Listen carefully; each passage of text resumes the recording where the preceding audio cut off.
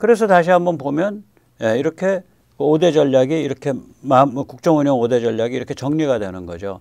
풀뿌리 공화주의를 우뚝 세우고 다시 말하자면 마가 조직, 마가 운동을 점점 더 내실화하고 그 다음에 도덕적 사회적 보수주의를 우뚝 세우고 아니 밴스가 뭐 할 거냐고 계속 돌아다닐 거 아니에요 이제 마가 운동 부통령이 크게 할 일 없으니까 그 다음에 미국 우선주의 경제 혁신을 이루어서 제조업과 중산층을 회복하고 이건 실력 있는 이제 경제학자들 실력 있는 이제 경제 관료들 써가지고 브레인들 써서 이걸 뭐 관세를 이걸 할 거냐 뭐 보조금으로 할 거냐 어떻게 할 거냐 어떤 제도를 둬야 되냐 나프타 이건 어떻게 가져가야 되냐 이런 여러 가지 손을 볼 거예요. 트럼프가 나프타를 손을 잘 봤죠. 트럼프 일기 때. 네, 나프타 손을 잘 봤습니다. 그래서 이제 그렇게 되고 그 다음에 이제 국방에 있어서는 이건 뭐 기본적으로 이제 이제 일론 머스크라든지 피터 틸리라든지 팔머 라케 같은 사람들 스페이스X, 팔란티어, 앤드릴 같은 회사 각각 이제 그렇게 대표가 되죠. 그게 이제 주도하고 있는 거니까 그대로 가는 거고 이미 이거는 검증 끝났고 지난 7년 동안 워밍업이 끝난 거예요. 이거는 1단계가 끝난 거예요. 이제 가속화할 일만 남았어요. 그 다음에 초대서양 비중 줄이고 초태평양 비중 높이는 것, 즉 다시 말하자면 유럽 안보의 유럽화, 그 다음에 중동 안보의 아브라함화, 그건 이미 진행되고 있는 거 아니에요. 또 그래서 그 아시아 안보의 우선화, 그것도 진행되어 온 거고. 근데 이거를 이렇게 5개를 딱 틀을 맞춰서 그걸 코딩을 하는 거, 이게 굉장히 능숙하게 진행될 거예요. 요번에. 그러니까 트럼프가 뭐 예스맨들만 꽉 채워갖고 뭐 저게 브레이크 없는 기관차처럼 달릴 겁니다. 뭐 자동차처럼 달릴 겁니다. 이런 말 믿지 마세요. 가만히 생각을 해보세요. 트럼프는 임기가 한 번이야. 다음에 출마 못해. 다음번 대통령 후보가 될 가능성이 제일 높은 사람 누구야? 밴스야. 근데 인물 대물 보거나 역량을 보거나 뒤에 페이팔 커넥션 보거나 저 사람이 대통령 후보 되면 선거에서 이길 가능성이 높아. 그러면 영향력과 권력이 어디로 모이겠냐고요. 제이디 밴스랑 페이팔로 모이는 거예요. 그러면서 요번에 아마 이제 인수 과정이나 첫 내각 백악관 이거 보면 제가 틀렸는지 맞았는지 아마 대충 견적이 나올 겁니다. 그래서 아주 괜찮은 팀으로 짜여서 이걸 무섭게 운영할 수가 있어요. 아니 돈을 1,500억을 질러놓은 아저씨가 가만히 있겠어요?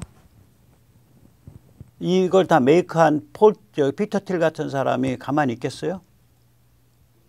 상식적으로 생각해 보세요. 돈을 태우고 자기 전체 커리어와 자기 체면을 다 걸었는데 그 본인들은 자기 커리어와 자기 체면이 미국 대통령의 무슨 뭐 4년짜리 8년짜리와는 게임이 안 되는 그거보다 훨씬 더 맹렬한 인생을 살아왔다고 생각하는 사람들이고 실제로 그렇잖아요. 어떤 면에선. 그런 사람들이 팔 걷어붙이고 나선 거거든요. 이미 30년 전부터 이 정치 철학에 있어서 보수주의로 중무장했던 청년들이었던 사람들인데 가만히 생각을 해보세요. 이게 무슨 일로 가겠나. 그 다음에 요번에 당선된 상원의원, 요번에 당선된 하원의원들이 트럼프를 한번 보면 여기는 그래도 뭐 0.8번에서 1.5번은 봐요. 그만큼 신경을 쓴다고요. 트럼프는 이번 임기로 끝나지만 여기는 뒤에 실리콘밸리의 빅텍 머니, 빅텍 그 사람들이 개인적으로 그동안 빌드업 해온 그 신용과 그 정치 철학 기반 이런 거와 같이 가면 얼마나 편하겠냐 이 생각 당연히 하는 거죠. 그럼 트럼프는 그렇게 민심이 흐르고 있다는 거 아니까 거기에 그냥 편안하게 호랑이 등에 올라타기만 하면 되는데 안 타면 바보지. 상황 그렇게 가는 거예요. 그런데 이제 이 페이팔 커넥션의 이 국정운영, 미국 개혁 5대 전략이 이게 중국을 정조준해요. 안 그런 것 같은데 중국 정조준입니다. 첫 번째 전략만 해도 그래요. 풀뿌리 공화주의를 우뚝 세워라. 야, 그럼 뭐 미국에서 공화주의가 강화되는 것과 그게 뭐 중국과 무슨 상관이야? 아닙니다. 이 마가 운동은 21세기 풀뿌리 민초 자유공화주의 운동이거든요. 만약 마가가 실험하면 지금 이 자유공화국의 문제가 뭐냐면요. 19세기 말 이후 거대 중앙정부, 거대 도시, 거대 매스미디어가 발전하면서 이 민초 민주주의 기풍이 많이 줄어들어 버렸어요. 그건 이제 그 정의, 정의란 무엇인가라는 책으로 유명한 그 마이클 샌더스. 근데 그 책은 뭐 쓰레기도 못 쓰는 뭐 별볼일 없는 책이지만, 예, 그 사람의 그 논문이 괜찮은 논문이 있습니다. 그 무늬만, 그러니까 절차공화국, Procedural Republic이라는, 거기 보면 이제 19세기 말에 이제 그 연방 정부가 비대해지거든요. 관료 조직이 발달하고 이러니까 운송이 발달하고 통신이 발달하고 정보가 막 일반화되고 하니까 이제 연방 정부가 비대해져요. 그러면서 또 거대 도시가 생기고 또 거대 매스미디어가 생기고 이제 뭐 라디오, 그다음엔 1940년대 이쪽 넘어가면 이제 테레비, 그다음에 이제 이런 것들이 막 생기고 신문이 막 더 거대화되고 이러니까 이제 그 말하자면 19세기 말 이후 이런 일들이 벌어지니까 그 마을 단위, 중소도시 단위에서 활발했던 그 민초민주주의가 형해화된다고요. 지금 미국 정치 보면 완전 돈지알이잖아요. 돈지알. 왜 그러냐면 그 민초민주주의가 형해화돼서 저게 이제 돈지알로 나타나는 거예요. 그 약화돼 왔었어요. 근데 건강한 자유민주공화국이라는 건 결국 민초민주주의거든요. 근데 이게 이제 다시 살아날 수 있는 계기가 주어진 게 이 스마트폰하고 소셜미디어라고요. 미디어를 개인이 가지니까 이젠 또 게임이 달라지게 되는 거지. 트럼프 운동도 사실은 소셜미디어의 힘을 많이 받은 거죠. 근데 이런 식으로 21세기 들어서서 이 자유민주공화국, 공화주의가 다시 강화되면 이거는 중국 공산당 보고 죽으란 소리예요. 서방이 자유와 변형을 누릴 뿐만 아니라 공화국 체질이 강화된다는 것은 체제 경제, 시스테믹 컴피티션인데 Y를 U라고 썼네. 죄송합니다. 체제 경쟁에 있어서 사망 선고이기 때문에 그래요, 이게. 그래서 그런 말 하잖아요. 중국 공산당 최대의 적은 미국 헌법이고 평양의 최대의 적은 대한민국 헌법이다. 이 자기들과 다른 체제로 사람들이 살아가고 있고 그 사람들이 오히려 더 자유와 번영을 더 누리는데, 그거야 물질이라고 참는다 치고 자유는 방종이라고 참는다 치고, 아니 공화국으로서 국가 체질도 우리보다 더 훨씬 더 강해. 그럼 돌아버리는 거 아니에요? 근데 왜 우리 공산당 하고 있냐? 이렇게 되는 거지. 그래서 이게 중국을 정조준하는 아주 궁극적인 그 무기입니다. 그 다음에 둘째 전략은 도덕적 사회적 보수주의인데, 이게 이제 동성애 트랜스젠더에 반대하고 해체주의에 반대하는 거죠. 문화적 상대주의에 반대하고 몰같이 해체주의에 반대하는 건데, 이거는 뭐 우리의 사회와 문화를 어떻게 건강하게 우뚝 세울 거냐라는 문제이기도 하지만, 국제정치에 있어서는 중국이 이게 아무 거리낌 없이 인지전쟁을 전개하잖아요. 서방에 대해서. 이 중국의 인지전쟁을 근원서부터 뿌리를 잘라버리는 거예요. 이 중국이 전개하는 인지전쟁의 그 수법은 가스라이팅이거든요. 서방 사람들로 하여금 우리 역사에는 뭔가 구리고 말이야, 피냄새나고 부끄러운 게 많아. 우리 전통 문화 가치 그거 다 위선적이고 뭔가 구린 게 많아. 그렇게 의심하도록 만들고, 대한민국은 부끄러운 나라 이렇게 의심하도록 만들고, 헬조선 이렇게 저주하게 만들고, 그래서 그러한 서방의 가치와 제도를 서방 사람들 스스로 해체하도록 만드는 것이 중국의 지능적인 수법이라고요. 이게 인지전쟁이거든. 그리고 거기서 한 걸음 더 나가면, 봐, 그건 뭐 서방은 지는 애고 중국은 뜨는 애야. 우리가 좀 전체주의적 성향이 있다고. 그거랑 서방 문화랑 뭐가 다른 게 뭐가 있어. 그거 다 개친 도찐이지.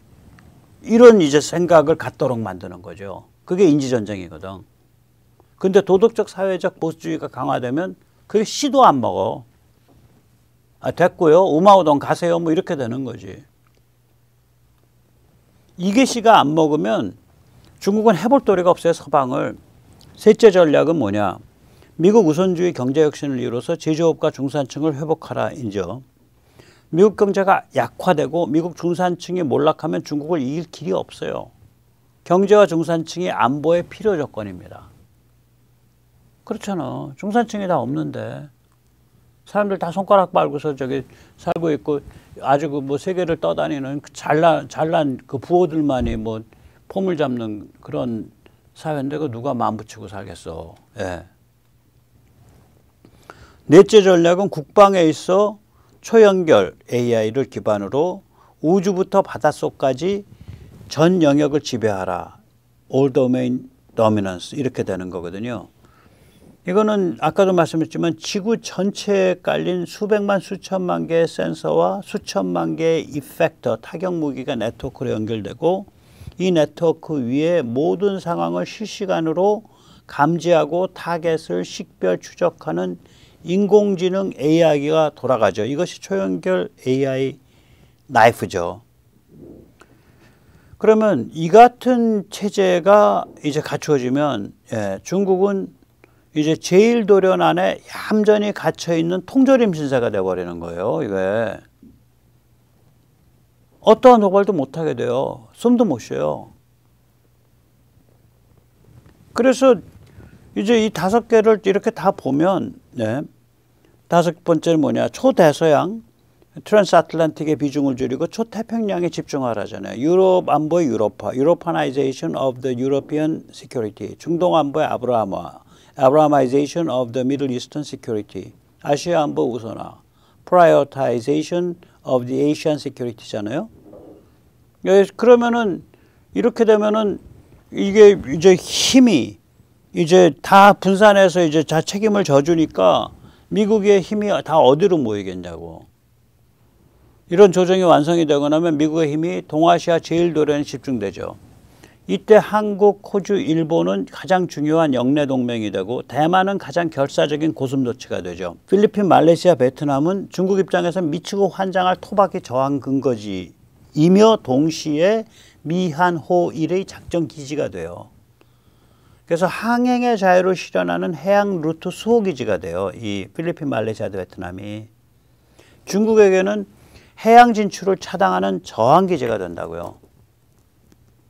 중국에게는 해양 진출을 차단하는 저항기지가 된다고요. 그래서 이게 중국에 돌아버리는 상황이 오게 되는 거죠.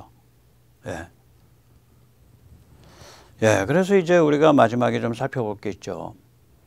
이 페이팔 커넥션의 이렇게 그 국정운영, 미국계의 5대 전략은 중국을 정조준합니다.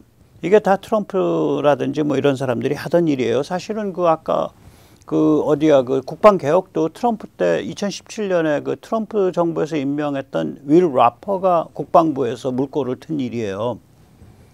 그런데 이제 트럼프는 아시다시피 이 사람은 뭐 이렇게 체계적인 사람이 아니잖아요. 즉흥적이잖아. 그리고 에고도 강하고 나르시스도 강하고 시스템 잘 못 꾸리고. 근데 이거를 옆에서부터 이렇게 이거 팀을 짜가지고 이걸 이 5개의 화두를 하나의 전략으로 엮어서 조화를 맞춰서 이렇게 판을 잡아 돌리기 시작하면 무시무시한 어떤 뭐라 그럴까요? 저게 나오죠. 저기 합체되는 그 힘이 나오는 거죠. 오늘은 여기까지입니다. 다음 시간에는 우크라이나 전쟁과 중동 충돌은 어떻게 끝날 것인가. 트럼프 정부에서 그걸 잠깐 살펴보고 집중적으로는 페이팔 커넥션의 국정운영 5대 전략 중에서 특히 이제 한반도 안보랑 관계된 초연결 AI, 나이프 군사 전략과 그 다음에 초태평양 집중 전략, 트랜스패시픽 집중 전략을 비추어 볼 때 그걸 살펴보고 그걸 거기에 비추어 볼 때 대한민국의 위상과 가치가 무엇이냐. 이 문제를 생각해보는 그런 시간을 갖도록 하겠습니다. 제가 그동안 얘기했던 그런 얘기랑 결국 같은 얘기가 되는데 대한민국 가치 상종가예요. 상종가입니다. 이번에 트럼프가 되자마자 윤 대통령이랑 12분 통화한 게 뜻이 있어요. 그리고 주한미군 출신 그런 거 하면 바보예요, 미국에. 미국의 새로운 군사력 때문에 한국이 정말 소중해졌어요. 그 얘기도 드리고, 그 다음에 미국이 이렇게 전체 이제 글로벌 운영을 완전히 이런 새로운 각도에서 재조직하고 있기 때문에 한국의 핵무장 웃기는 소리예요. 또 조선일보 또 펌프질하고 뭐 이상한 또 유튜버도 펌프질하는데 웃기는 소리예요. 그게 왜 그러냐면 한국이 핵무장한다는 얘기는 미국이 글로벌 운영에서 손을 놓는다는 소리예요. 조선일보라든지 몇 개의 언론들이 또 왼쪽도 은근히 트럼프 집권을 바랬어요. 왜냐하면 트럼프가 집권하면 난장판이 벌어질 거다. 그래서 혼란해질 거다. 그러면 우리가 좀 더 목소리를 키우고 흔들 수 있는, 우리라는 게 조선일보면 조선일보, 좌파면 좌파, 한동훈이면 한동훈, 그런 어떤 지평이 좀 넓어질 거다 이렇게 생각한 거예요. 천만에. 두고 보십시오. 완전히 다릅니다. 난장판 벌어지긴요. 살벌하게 딱 그 아주 지능적으로 아주 세련되게 그 진영이 짜여서 이 5개 그 전략, 5개 분야의 아젠다를 딱 그 조화시켜서 맞춰 돌릴 겁니다. 살벌한 판이 벌어질 겁니다. 예. 오늘 여기까지 모시겠습니다. 감사합니다.